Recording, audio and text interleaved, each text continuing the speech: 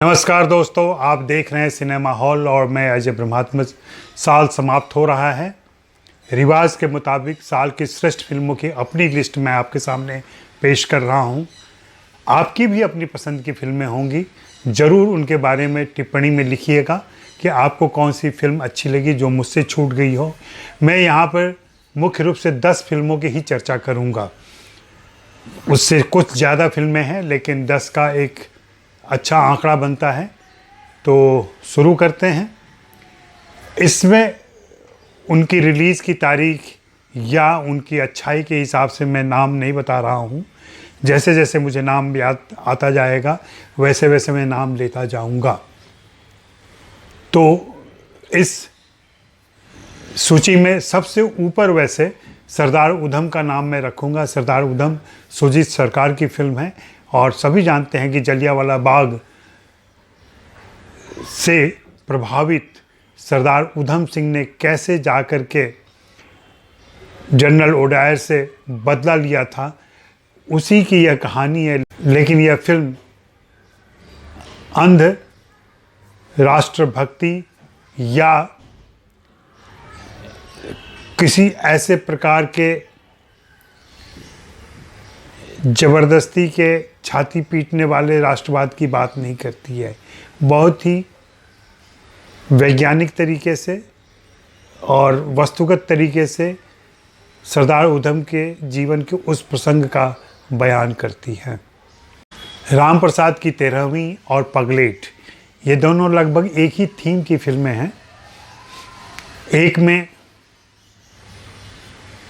विधवा माँ जो फैसला लेती है और जिस तरीके से सारी चीज़ें बदल जाती हैं उसके बाद से, उसका वर्णन है। इसका निर्देशन सीमा पाहवा ने किया है। पगलेट में जवान विधवा बहू की कहानी है। वह अपने लिए कुछ फैसले लेती है जो उसके परिवार, संयुक्त परिवार को उतना अच्छा नहीं लगता है, लेकिन वह उसकी स्वतंत्रता के लिए बहुत ज़रूरी है। इस फिल्म का निर्देशन उमेश बिष्ट ने किया है। दिवाकर बनर्जी की संदीप और पिंकी फरार बिल्कुल अलग मिजाज की फिल्म थी और इसमें अर्जुन कपूर और परिणीति चोपड़ा लंबे समय के बाद कलाकार के तौर पर दिखे। हालांकि उनकी फिल्में पीछे भी आती रही हैं लेकिन वहाँ उन्हें परफॉर्मेंस का ऐसा बेहतरीन मौका नहीं मिला। कहते हैं कि अच्छा निर्देशक हो तो कलाकारों से अच्छा काम निकाल लेता है। कह सकते हैं कि दिवाकर बनर्जी ने ऐसा ही किया है। शेरनी अमित माशुरकर की फिल्म है और यह जंगल के पृष्ठभूमि में एक फॉरेस्ट ऑफिसर, महिला फॉरेस्ट ऑफिसर की कहानी है। महिला फॉरेस्ट ऑफिसर जिसे अपने दफ्तर की राजनीति और पुरुष व्यवहार के अलावा समाज से भी मुश्किलें झेलनी पड़ती हैं, वह कैसे उसमें आगे बढ़ती है और ख़ुद को साबित करती है।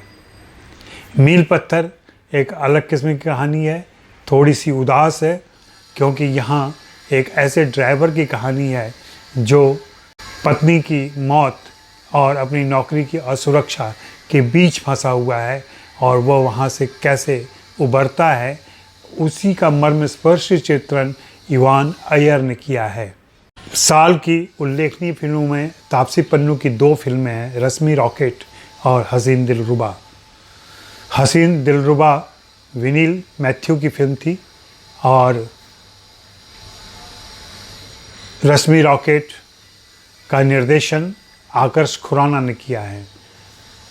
दोनों फिल्मों में तापसी प्रमुख भूमिका में हैं और उन्होंने साबित किया है कि वह अलग अलग किस्म की फिल्मों में ख़ुद को साबित कर सकती हैं। वह बहुत तेज़ी से ऊपर की ओर आई हैं और अब वह मुख्य भूमिकाएं निभा रही हैं जिसमें किसी खास हीरो की ज़रूरत नहीं पड़ती है। लगभग ऐसी ही फिल्म मिमी है। मिमी में कृति सैनन थी, साथ में पंकज त्रिपाठी थे।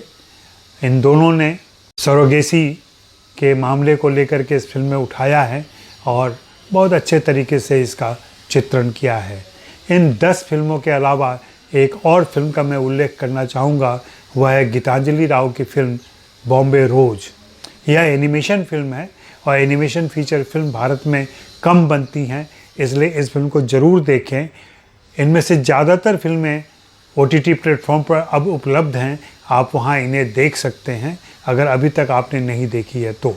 और हाँ, चलते चलते मैं आपसे यह आग्रह ज़रूर करूँगा कि अगर अभी तक आपने सिनेमा हॉल को सब्सक्राइब नहीं किया है तो ज़रूर सब्सक्राइब कर लें, और साथ में यह भी आग्रह रहेगा कि buy me a coffee link पर जाकर मेरे लिए कॉफ़ी ख़रीदें और मेरे साथ रहें। साल के अंत में फिर से मैं आपको धन्यवाद देता हूं कि आप मेरे साथ रहे, और अगले साल की बधाइयां अभी से। शुक्रिया, मेहरबानी, धन्यवाद।